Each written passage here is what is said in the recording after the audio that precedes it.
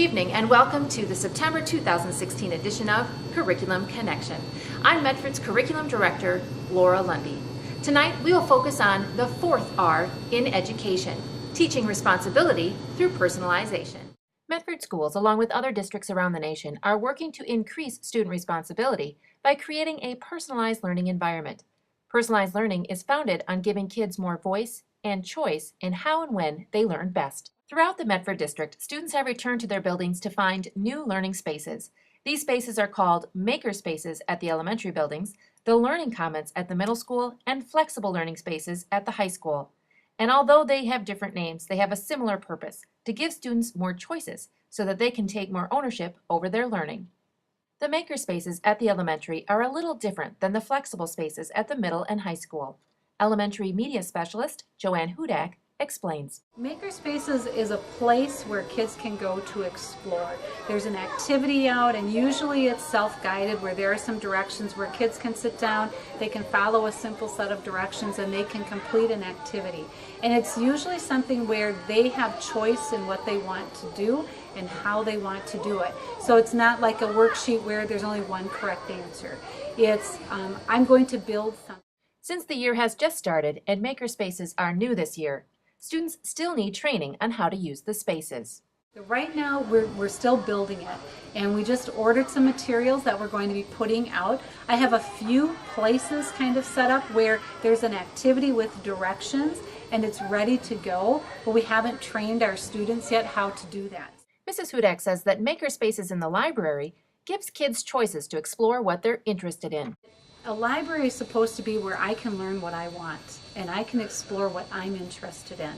And if all the kids do is come and we learn how to use the library catalog, and we can learn about authors and books and things like that, and we're still going to do that, but it should be more than that.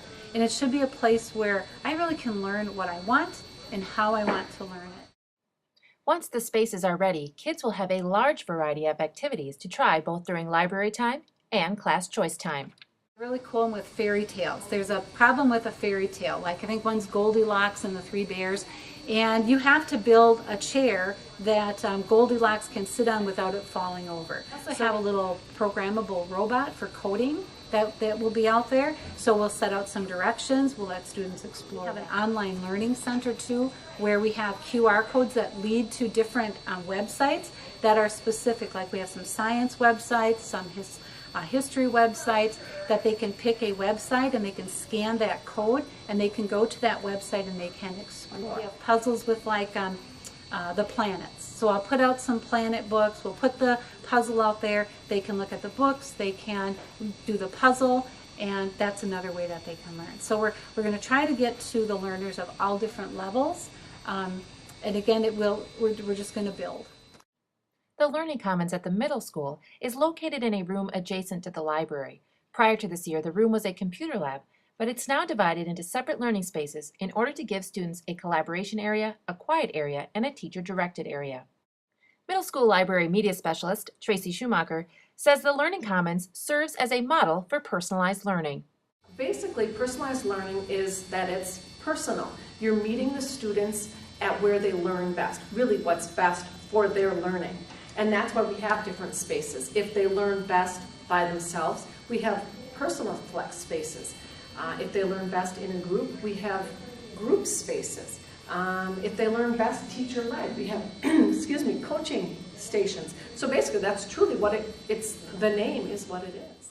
One question that arises about giving kids more control is that they will fail to make good choices. Mrs. Schumacher says that if kids are trained, they make better choices. They can make good choices. Part of it is education, and that's what we're learning too, and the students are learning that when they come in here, we talk about what does this space look like? What does this space sound like? What are the differences?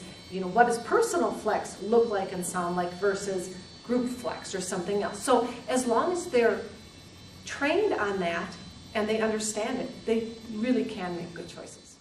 The Medford High School saw the biggest makeover as it replaced its computer labs with new flexible learning rooms. Students now have the option to work in a collaborative, peer tutoring, socialization, or quiet space. MASH Principal Jill Liebert says the first change students saw was where they would report for study hall this year. The only time they're assigned to a classroom is if they're in guided, and guided students are based on 3-week progress reports. And so if they're getting any F's or D's in any classes, then they are assigned to guided for 3 weeks until they get those grades up.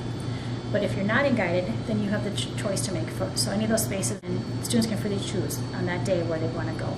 And so they might go to the collab, they key in, they're working together. If they decide they need to print, they key out of the collab, and then go to the library, key in there, print or do what they need to do, then key out and choose a different space. Students appear to be enjoying the flexibility. But this year, you actually go to the space that you want to go to, like with your friends or alone, and you don't just go to one place or stay in the room you are, and it's really nice. High school interventionist Gina Lang says that when kids have more control over where they want to study, they can practice making choices in a structured environment. It's supervised control. Out in college or tech school or wherever they're at, nobody's really supervising them. One of the new spaces is the Loft, a quiet place for students to read, listen to music, or to study. Another new space that replaced the writing and math lab is the Workshop or Peer Tutoring Center. In the workshop, and it's used for peer tutoring, so like helping like underclassmen with get their math and homework done, or have them ask us questions because we've already taken the classes and can really help them with it. One of the most popular new spaces is the CoLab, where students can work together. You can do a lot of stuff with other students and get help with homework. Like I use Mr. Borkhardt a lot and like the tutors to help with math. Yeah, you can talk and hear and discuss. The other ones are more quiet. The guided space, which is an area for students who aren't doing so well academically, they're struggling with these choices, and we have staff in there to help them improve their grades to get back on track. Also the studio space, which is probably our most intensive area for remediation for students who are truly struggling, and they are with Mrs. Lang and Mrs. Nagowski, and they work with them. The last two spaces have always been available, but have gotten a makeover. We also have the library, which has always been a space for students to learn.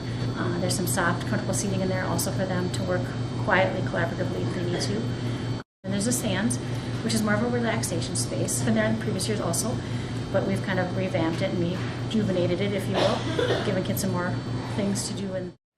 Although it's still early in the year, both students and staff appear to be enjoying the new flexible learning spaces. What we've done with them, I think the kids like the furniture.